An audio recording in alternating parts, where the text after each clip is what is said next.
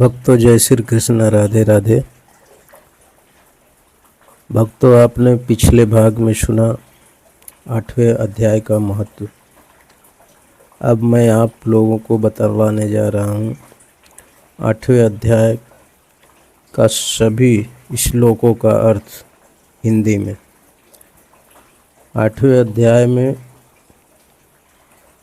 28 श्लोक हैं संस्कृत में, जिसका हम हिंदी में अनुवाद करने जा रहे हैं। 7वें अध्याय में 1 से 3 श्लोक तक भगवान ने अर्जुन को सत्य स्वरूप का तत्व सुनने के लिए सावधान कर उसे कहने की प्रतिज्ञा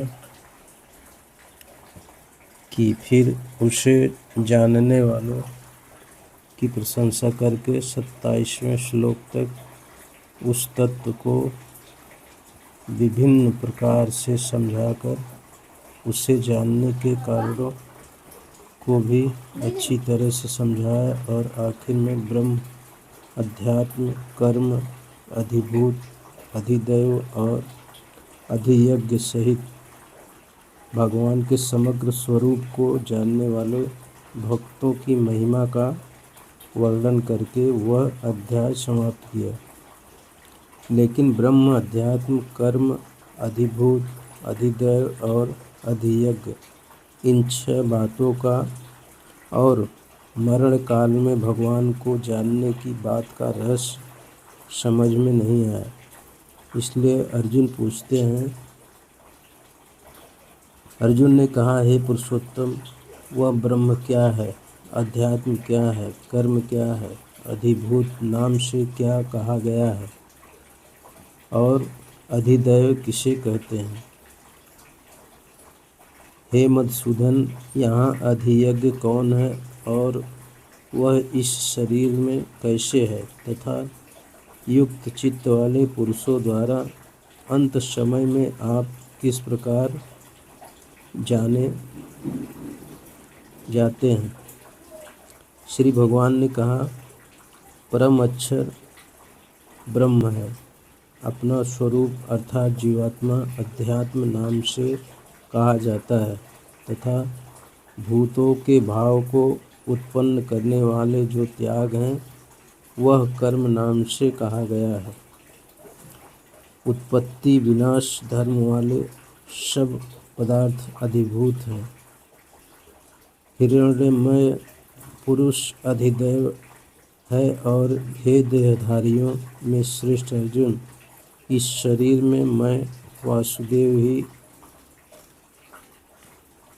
अंतर्यामी रूप से अधियज्ञ हूँ। जो पुरुष अंतकाल में भी मुझको ही स्मरण करता हुआ शरीर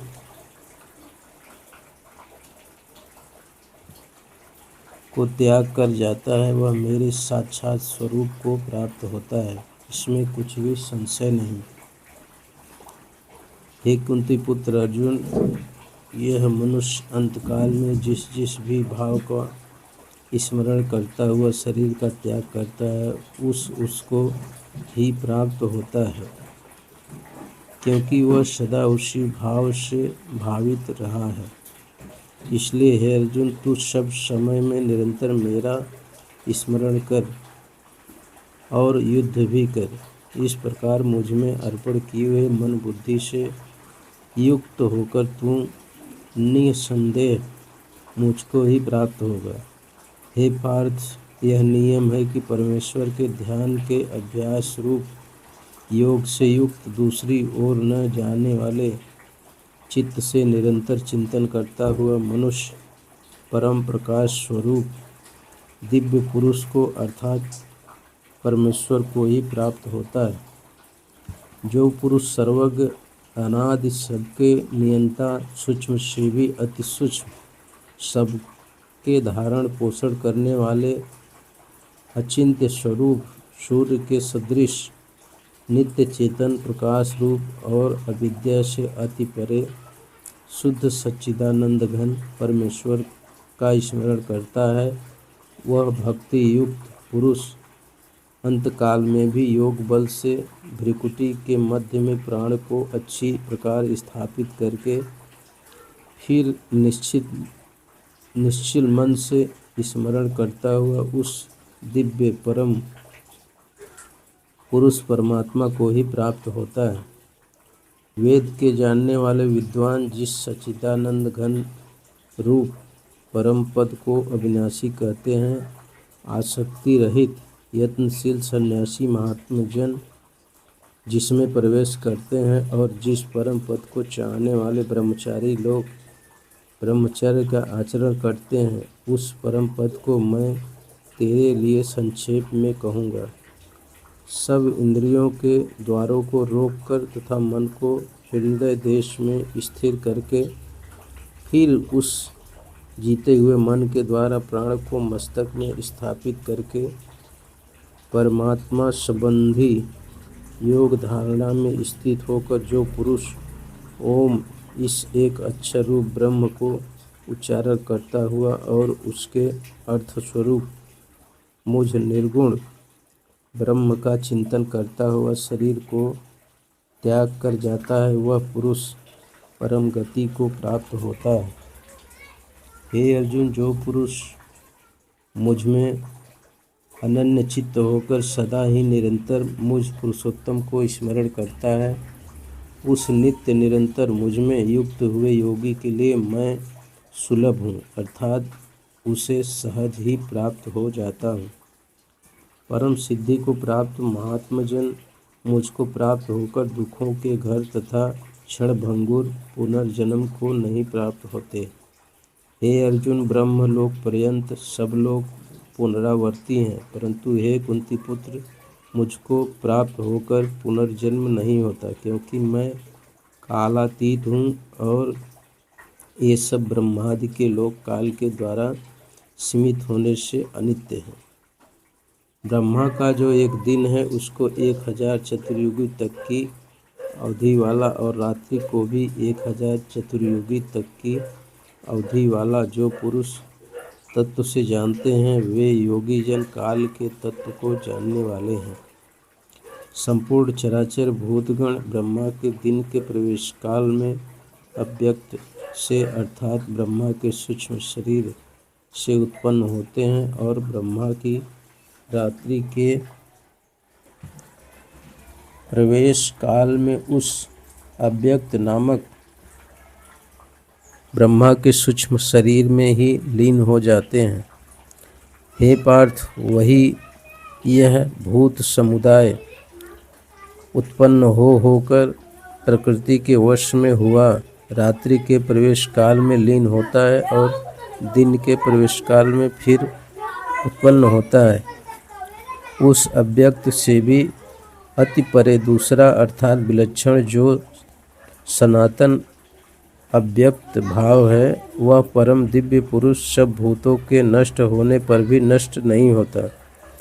जो अव्यक्त अक्षर इस नाम से कहा गया है, उसी अक्षर नामक अव्यक्त भाव को परम गति कहते हैं तथा जिस सनातन अव्यक्त भाव को प्राप्त होकर मनुष्य वापस नहीं आते, वह मेरा परम धाम है। हे पार्थ, जिस परमात्मा के अंतर्गत सर्वभूत हैं और जिस सच्चिदानंद घन परमात्मा से यह समस्त जगत परिपूर्ण है, वह सनातन अव्यक्त परम पुरुष तो अनन्य भक्ति से ही प्राप्त होने योग्य है। हे अर्जुन, जिस काल में शरीर त्याग कर गए हुए योगी जन तो वापस न लौटने वाली गति को और जिस काल में गए हुए वापस लौटने वाली गति को ही प्राप्त होते हैं, उस काल को अर्थात दोनों मार्गों को कहूँगा। जिस मार्ग में ज्योतिर्मय अग्नि अभिमानी देवता है, दिन का अभिमानी देवता है, शुक्ल पक्ष का अभिमानी देवता है और उत्तरायण के 6 महीनों का अभिमानी देवता है, उस मार्ग में मरकर गए हुए ब्रह्मवेत्ता योगीजन उपर्युक्त देवताओं द्वारा क्रम से ले जाकर ब्रह्म को प्राप्त होते हैं। जिस मार्ग में धूमाभिमानी देवता हैं, रात्रि अभिमानी देवता हैं तथा कृष्ण पक्ष का अभिमानी देवता हैं और दक्षिणायन के 6 महीनों का अभिमानी देवता हैं। उस मार्ग में मरकर गया हुआ सकाम कर्म करने वाला योगी उपर्युक्त देवताओं द्वारा क्रम से ले जाया हुआ चंद्रमा की ज्योति को प्राप्त होकर स्वर्ग में अपने शुभ कर्मों का फल भोग कर वापस आता है। क्योंकि जगत के ये 2 प्रकार के शुक्ल और कृष्ण अर्थात देवयान और प्रत्यायन मार्ग सनातन माने गए हैं। इनमें एक के द्वारा गया हुआ जिससे वापस नहीं लौटना पड़ता उस परम गति को प्राप्त होता है और दूसरे के द्वारा गया हुआ फिर वापस आता है अर्थात जन्म मृत्यु को प्राप्त होता है। हे पार्थ, इस प्रकार इन दोनों मार्गों को तत्व से जानकर कोई भी योगी मोहित नहीं होता। इस कारण हे अर्जुन, तू सब काल में समबुद्धि रूप योग से युक्त हो अर्थात निरंतर मेरी प्राप्ति के लिए साधन करने वाला हो। योगी पुरुष इस रहस्य को तत्व से जानकर वेदों के पढ़ने में तथा यज्ञ तप और दानादि के करने में जो पुण्य फल कहा है उन सबको निसंदेह उल्लंघन कर जाता है और सनातन परम पद को प्राप्त होता है। इस प्रकार उपनिषद, ब्रह्म विद्या तथा योग शास्त्र रूप श्रीमद् भागवत गीता के श्री कृष्ण अर्जुन संवाद में अक्षर ब्रह्मयोग नामक 8वां अध्याय संपूर्ण हुआ। तो भक्तों, इस प्रकार आप संपूर्ण गीता को सुनने के लिए मेरे चैनल को सब्सक्राइब कर लें।